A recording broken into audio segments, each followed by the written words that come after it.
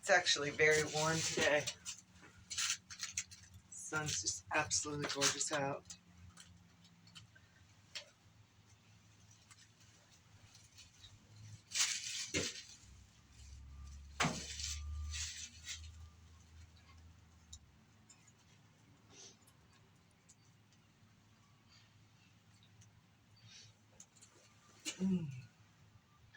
So join me.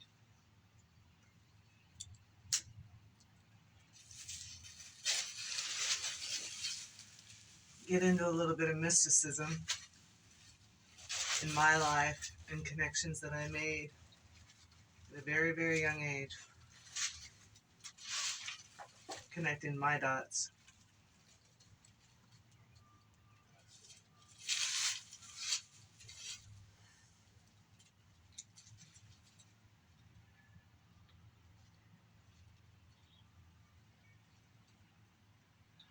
I was born on the hottest day in July in the desert of Las Vegas.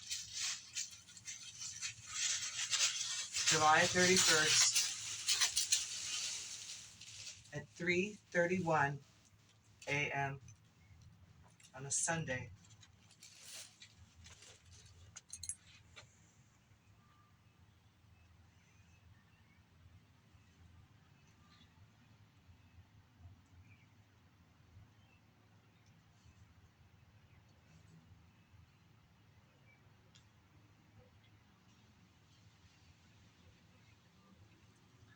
That lines up for path number 33.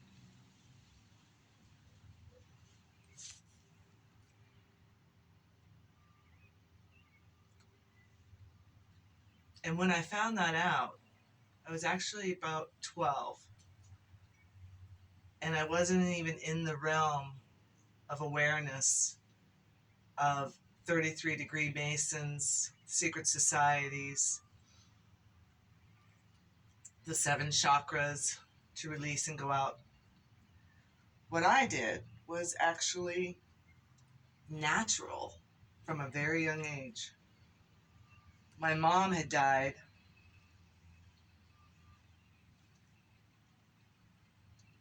leaving me basically orphaned 11 days before my 2nd birthday. And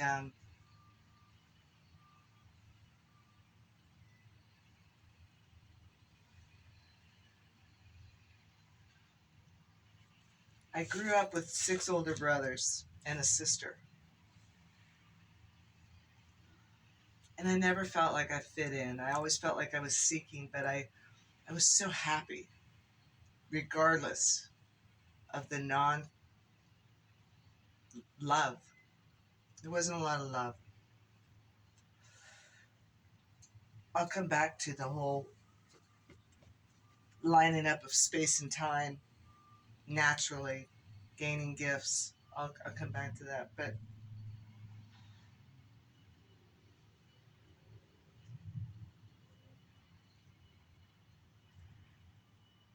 as a child, I think,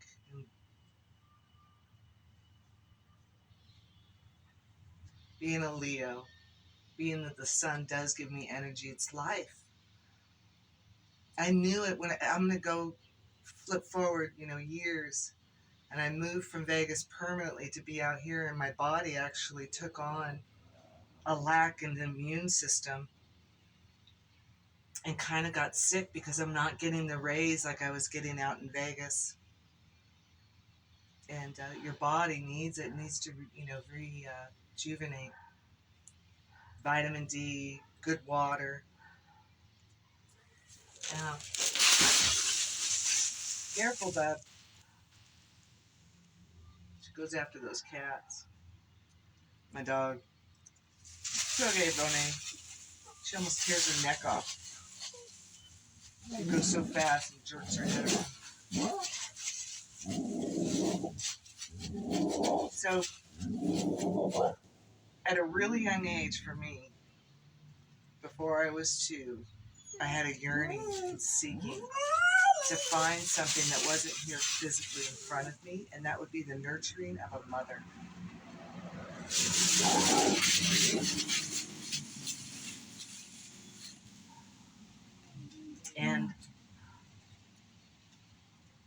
had such a large family that the action, you know, was always there. There was always distraction and everything. So I kind of enjoyed taking my time alone. And when I'd come home from school and the indoctrination program, first through eighth grade, Catholic school, church, the whole bit, large Catholic, you know, Roman Catholic church, the whole bit. When I would come home and be exhausted from the day, I was quite the tomboy. I would lay down and my daydreaming became like meditation for me, prayer, meditation. Then I started focusing. And then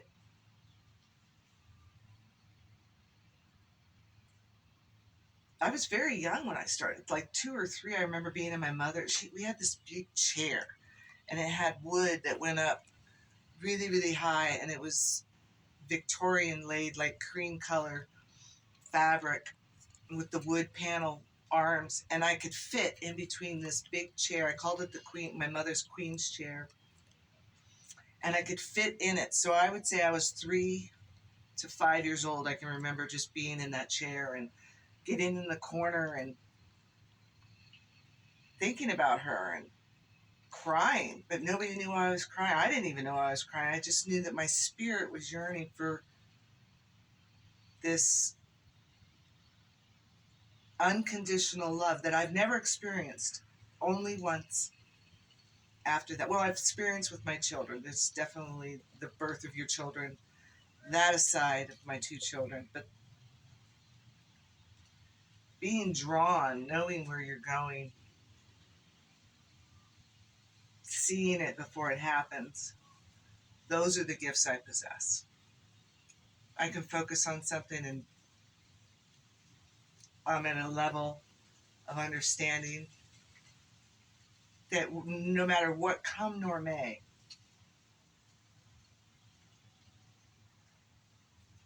I'm evolving with this whole aspect of this realm and understanding it so much more. I give credit to some really good investigators into this realm and where we're going. I just give so much credit. I'm going to do a little thank on them and jumping into this whole thing because I wasn't very in line with computer or phones, or I just didn't jump in very quick, guys. I just didn't. I mean, for example, for me, I took somebody's that I knew from the Bahamas when I worked there.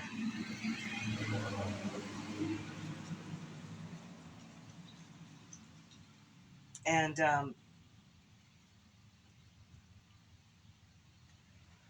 like 2009, they said, hey, go on Facebook, get away from Spacebook or whatever that was, MySpace. And go on there. There's like you can exchange ideas and talk with people that are, you know, more adult, and you can connect with like home and school and high school, whatever. It's just a better place to be on, which was Facebook. That was 2009. And I signed up for it, and lo and behold, I didn't know anything about anything as far as the computer went. And my son played a lot of games. I'll admit it. I bought games for that kid. Both my kids are doing great and aren't into all that shit to the point of where they can't focus and be productive in their lives and do what they want to do when they see it and do it. So, yeah, never got into the whole computers. And so 2009, I signed up for Facebook, and I go for class reunion, and I think it was 2010. And I'm all, doo-doo-doo-doo. We have pre-dinner the night before, and all these people show up, and I have my phone with me. But at this point, I've never gone back on Facebook because I forgot my password from the original time. So I just never tried to. And I wasn't used to being on the computer and computing, you know, like communicating. It's all right, Bo. Just going by. It's a kitty cat.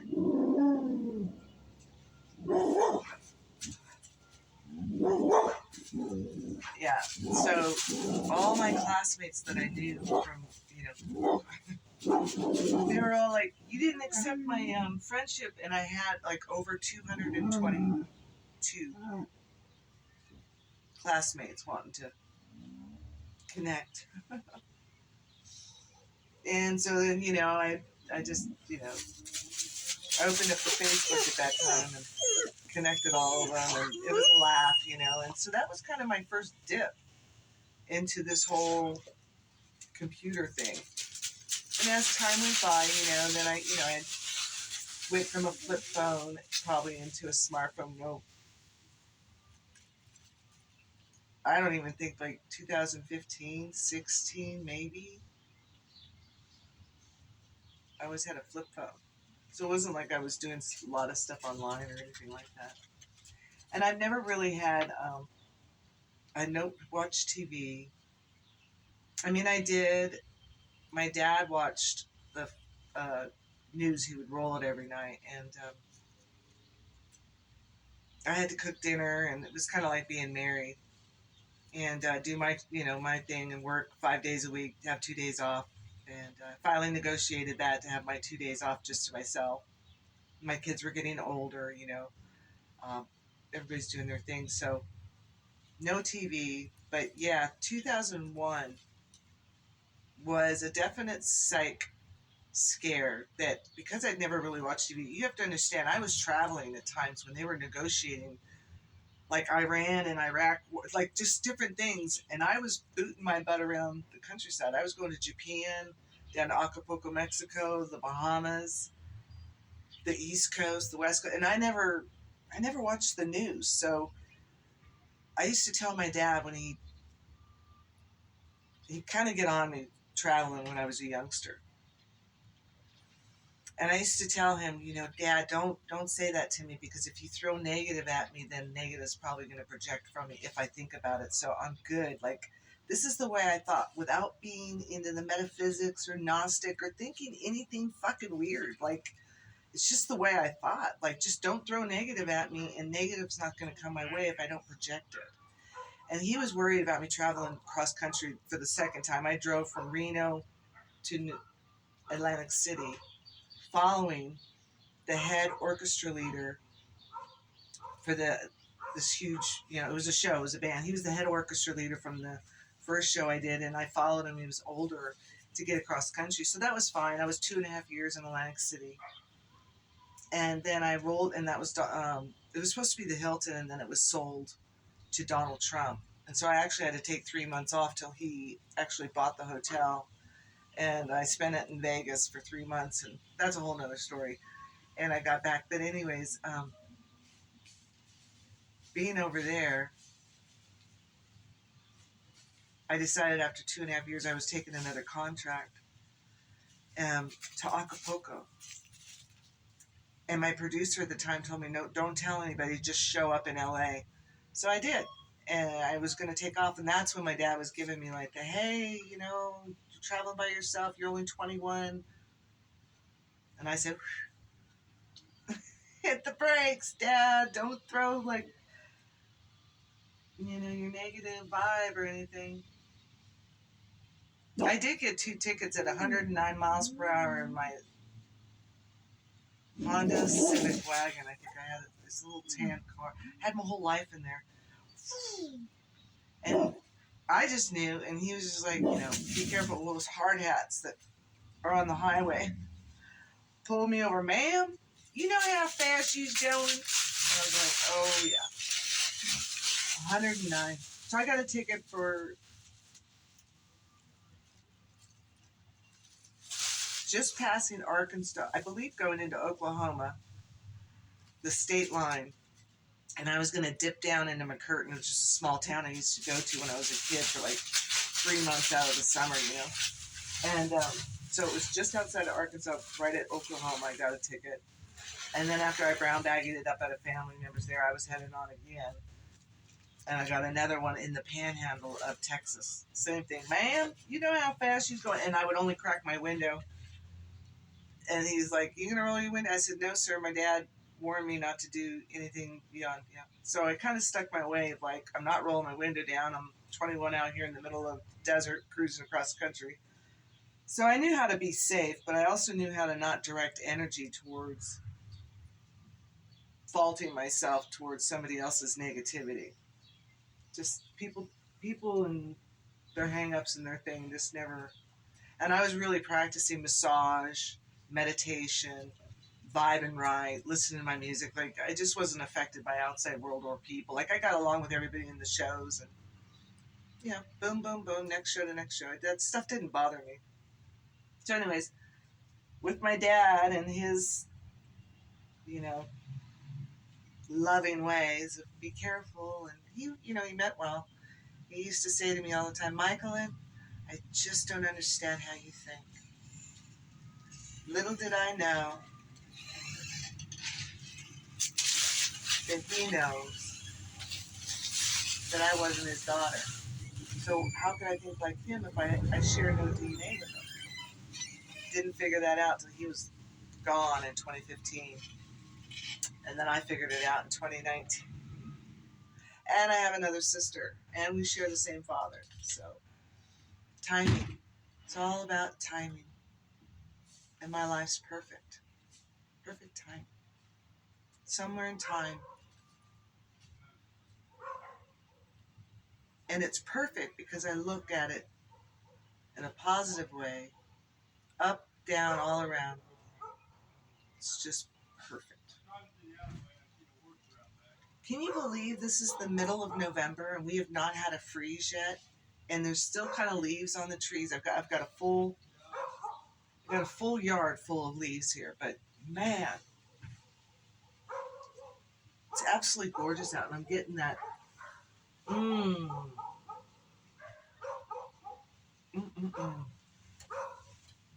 just feels so good.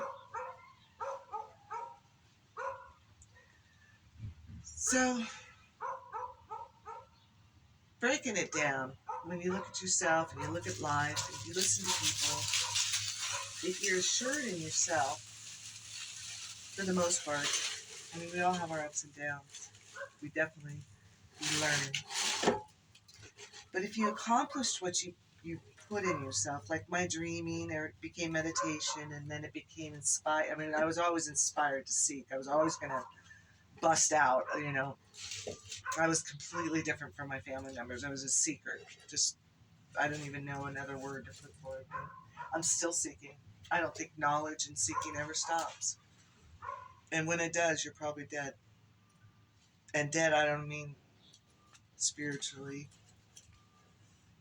Your soul. I'm talking anybody on this vibration and this level and where you're at here that recognizes you, you're dead to them. So, soul recognizes soul. Hi, how you doing? Soul recognizes soul. Good people.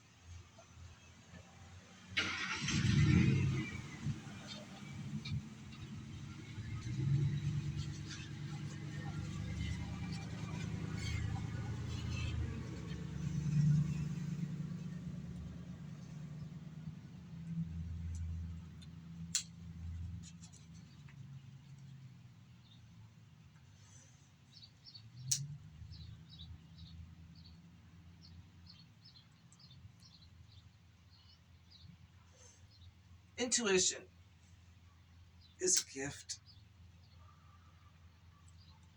Once you've practiced for so long, you have visuals.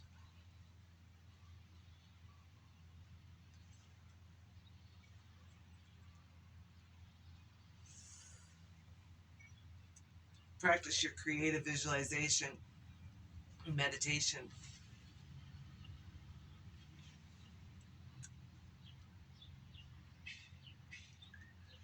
It all comes to you. You focus.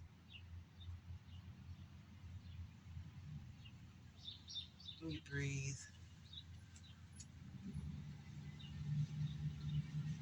You let people just be them. People. Yeah, what's up? Not this house right here, but the house, White House. Say what's up. Well, there's one Bonet, I'll let her know. Are you going to be back by? Yeah. I'll let her know because she's not here. Or they're not. Just just another one that's there, and she's got a baby, so I'm not going to bother him. But I'll text and see what the deal is. Cool. Cause I'll just drive around these alleys. I just drive around and ask people. They want you all off. Gotcha. Yeah, I'm not sure. Cool. Thank you.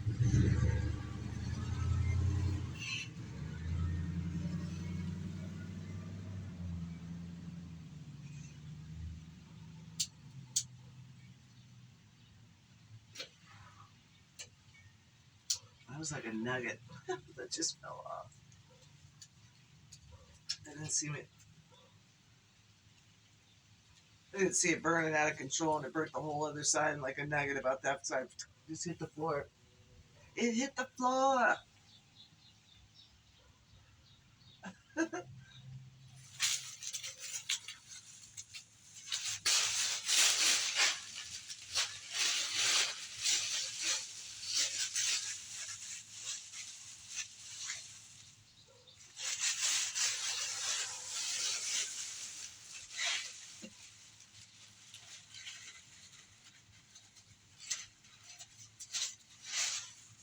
So, I'm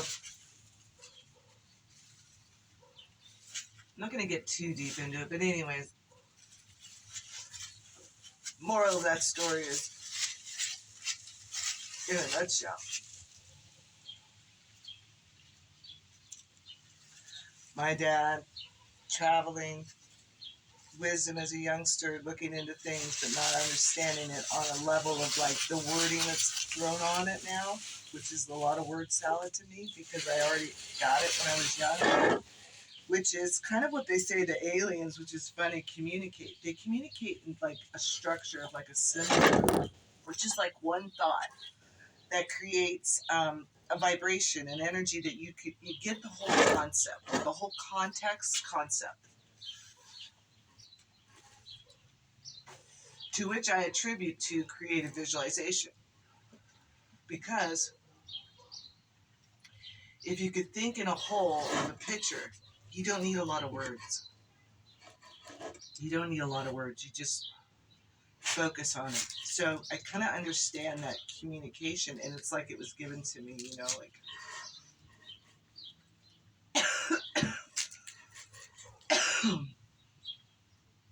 I'll give you an example. I've had many, many meditations, so creative visualizations, my crystal visions, I keep to myself, a lot of them. But sharing some helps others open up to how you do it. If they don't understand it, if they don't understand what meditation, silencing the mind, clearing the body, alchemizing, eating when your body tells you you're hungry, not because it's a habit or you're a glutton.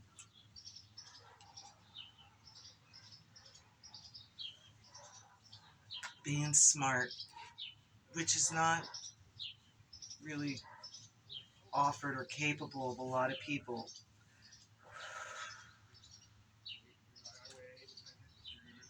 I'll be right back. The mailman's coming.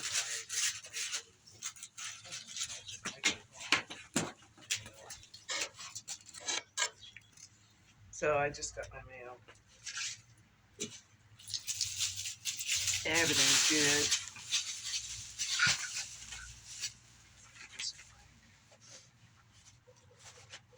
Believe it or not, all 4 advertisements. No bills. Yeah. Now you can smell what the mailman was doing, huh? Where he's been? Yeah, all those doggies around the neighborhood. Anyways, here we are in the neighborhood. The neighborhood that I landed in is so different from all the neighborhoods that I landed in. It's just different. It's the flyover country. It's small town USA. It's beautiful. It's 4 seasons. It's different than my hometown, but I've had to learn how to live, considering the weather and the changes, and the sun's not as, when it's out, I need to get it. I need to grab as much sun as I can get and just absorb it. Let the vitamin D kick naturally. Get out to the creek with my dog. All those things count as far as your cellular level and leveling up, settling your mind, either getting into a flotus, type of position, meditating, getting yourself in vibration lifted, whether that would be through a silent drum, silent mind, music, whatever it takes, or laying down, deep breaths, taking it in. I also do water. I can get into water and feel it, whether I am actually out in nature and hopping in the water or I'm in my hot tub, silence in my mind, taking it in. And all that comes in you. So you put forth your question, whatever that might be, of seeking. And in some turn, the grace of God gives you your answers. You just have to hear it. Listen.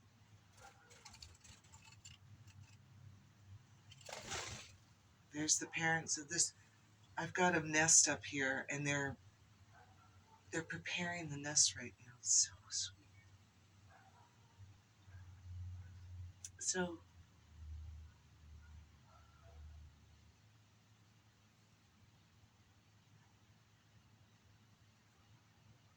allow yourself to breathe, Breathe in the answers.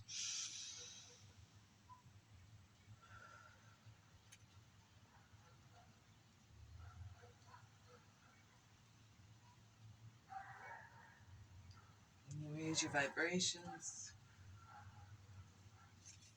Lift yourself up with love.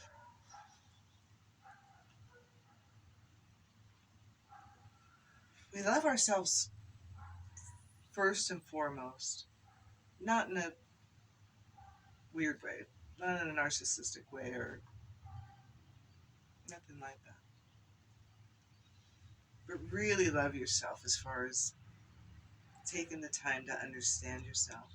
It's easier to look out. It's easier to reflect off other people and pick up their vibe because you understand yourself. So with that becomes protective, healthy boundaries. Because you know your vibe, because you know yourself, you don't vibe. Like you can take, people can take, give and take. I mean, that's life. You got to get through it. You got to be able to swoosh through like a synchronized swimmer. I did that as a child, synchronized swimming in the water, dancing more or less in the water, the rhythm of life. And apply that to the way I look at, the way I, you know,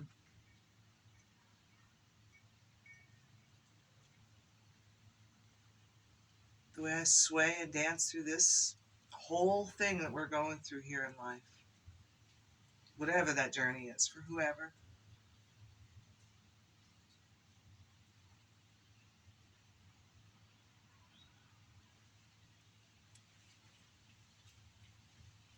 It's their journey, not yours. But if that vibration does affect you, like whatever it is, people call it your fifis, or simp. I don't even know. Like there's so many words for just being human, and how they kind of try to misdirect people going through the motions of life, really. So my healthy boundaries lay in the area of children, respectful words, knowing what they did to our music industry because I was in it. Okay, I was in it. Professional, you name it. Is that even on me or is that somewhere else? Hello. I didn't even know if that was on or not. I was cruising, just sitting there talking. Anyways, you still with me?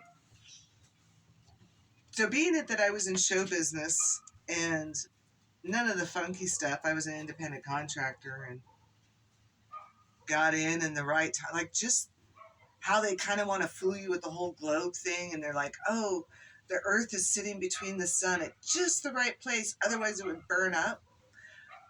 Well, when I graduated and the years that I spent traveling the world, I fit right in just the right place if you want to look at it. But no, mentally, I was there. I was ready. I had no fear. I wasn't watching TV. I wasn't buying into any propaganda. I didn't listen. All I listened to was kind of my music and stuff. And I remember very, very well how the music started changing to this grunge and this pulling out this like depressive type 90s. I'm going to kill myself in emo type goth. I just didn't vibe with it. And I could feel it. I could feel it turning dark, I guess. And then this wretched, just type of what the fuck music,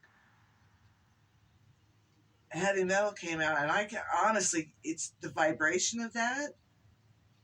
Literally, I could feel my insides just turning. I remember being picked up. I'm going to give you an example of how my boundaries kick in. This is my boundaries. Anybody else can do what they want. Like, I don't give a rolling stone's butt.